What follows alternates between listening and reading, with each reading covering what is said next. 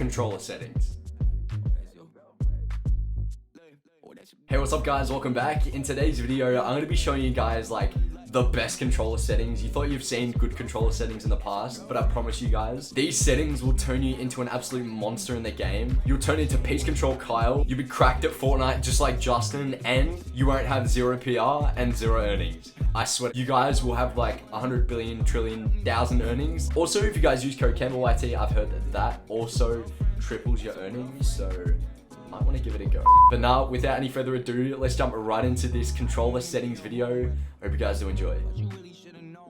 Alrighty, so here we are in the editing dictionary V2 that I made with Flea. So right now, I'm going to run you guys through the editing binds in particular that I use and why they're the best in the game. Now, also do keep in mind, I do play double claw. So I'm also going to be showing you guys the best binds for the non-claw players out there as well. So let's just jump straight into it. So here we are in the actual bind. So as you guys can see, I do indeed use touchpad to edit. Now you guys will see this in a few clips later on where I do use handcam, but I do actually claw my left pointer finger over to the touchpad. So that way it enables me to play double claw, and I'll show you guys why this is important later on. Now moving over to the edit controls, I have R1 confirm, R2 select, and L1 reset. Now the reason why these are so good is because your thumbs are never having to come off the analog sticks at all whilst editing. Now if you do play with 2 fingers at the back of your controller, you will see that it is just natural for your fingers to rest right on these buttons. So that way when you're playing throughout any situation, your fingers are always doing something, and that is one of the best things that you can have when choosing binds. Okay, so this is why it is so important to always have your fingers on the controller at all times. So as you guys can see, if I'm going to edit quickly, you guys can see that it's so easy for me to do it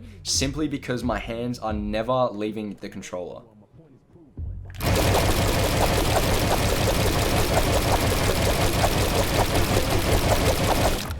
So as you can see, I'm pressing touchpad with my left pointer finger like that, pressing R2 select, and then R1 confirm, like that.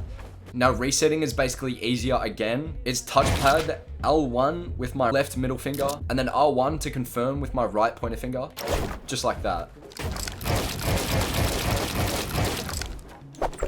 Now on the edit ups, you guys will see why it's so important to have the ability to never be able to take your fingers off the controller whilst editing. So now because of the fact that I don't have to take my hands off the controller at all whilst editing, I can run and also look where I want to edit at the same time whilst editing, which also allows me to be able to do some pretty unique things, just like this.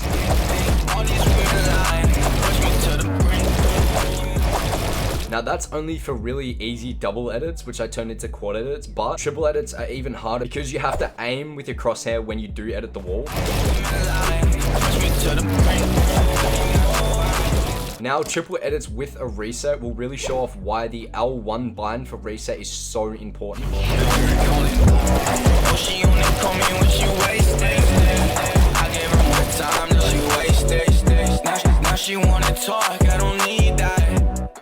Okay, so now I'm going to be going over the best non-claw bind for all you guys that do not play claw out there. So obviously, one of, if not the best edit bind for non-claw players is obviously L3. So obviously one of the reasons that L3 is the best edit bind for non-claw players is simply because majority of the time your thumbs are on the analog sticks. So therefore it makes it the most accessible button for you guys to press. Now, like I said before, I still do recommend having R2 select and R1 confirm. So that way the editing process is still very much the same to the double claw binds that I showed you guys before, in the sense that your finger is never not touching the edit button, select and confirm. Now also another really good bind for L3 is switch mode. Now this is something that I don't personally use simply for the fact that I play double claw. However, if you are looking for those extremely small advantages, this is definitely one of them if you do want to make the switch. Just simply for the exact same principle with the editing binds, that because it's a bind that gets used so often, it's something that should always be accessible with minimal movement with your hands. So now with only right hand claw, I'm going to show you guys just how good L3 edit is. If you guys are looking for an extremely good and also comfortable edit bind that is non-claw. You can call me or send a text up. Going solo, but I wish you all the best luck. Now they say just perfect time and place it best up. I've been riding in my diamond, that's my Tesla. Yeah, hit it lit, make it bend. Yeah, that's what I'm all about. I ain't trust a middleman, had to catch it all out. Gang style, had to let the dogs out. Give me one chance, yeah, that's all I need. Tryna kill the vibe and it's alright, P. Loyalty and Okay, so now let's move on to the sensitivity. So as you guys can see, I play in a 2.3 build and a 2.2 edit sense with a 53 horizontal and a 50 vertical. Now there is actually a reason why I do have a disparity in between the two horizontal and vertical sensitivities. Now that is because, as you guys can see, when you look up, that's as far as you can go before it locks, and if you look all the way down, that's as far as you can go. So you can only realistically do 180 degrees. So because of that, you have a lot smaller of a space to deal with.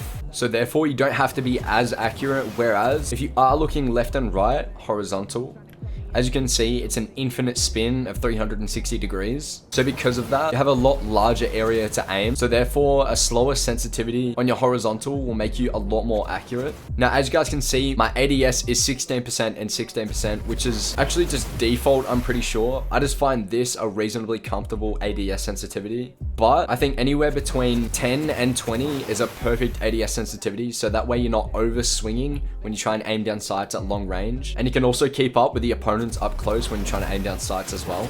Now, of course, I do indeed play on linear, but if you guys are just starting out, I do highly recommend you guys do play on exponential, as I'm fairly certain every single other game in existence basically plays with the exponential layout. Now, if you guys have also seen any other big professional controller players settings, their sensitivities will look fairly similar to the ones that you guys see right here. So anything between that 2.0 and 2.5 edit and build, and between the 40 and 60% horizontal and vertical speeds, that is what you'll typically see a really high-end comp and creative player running.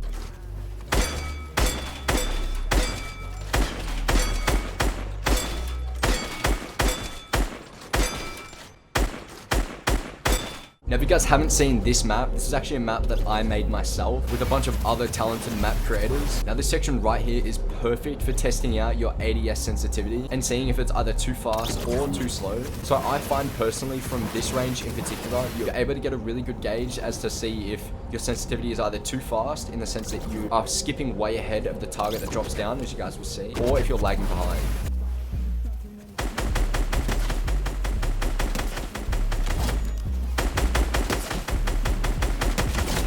So as you can see, my ADS sensitivity is a little bit too fast, but that also comes down for the fact that I haven't played Fortnite in a little while and I'm still getting used to my sensitivity again. Okay, that is going to wrap it up for today. I hope you guys really have enjoyed this video. If you guys have taken anything out of this video and implemented it into your Fortnite game, then definitely be sure to drop a like. That'd be greatly appreciated. But that's going to do it for today. I hope you guys have enjoyed, and I'll talk to you guys in the next one.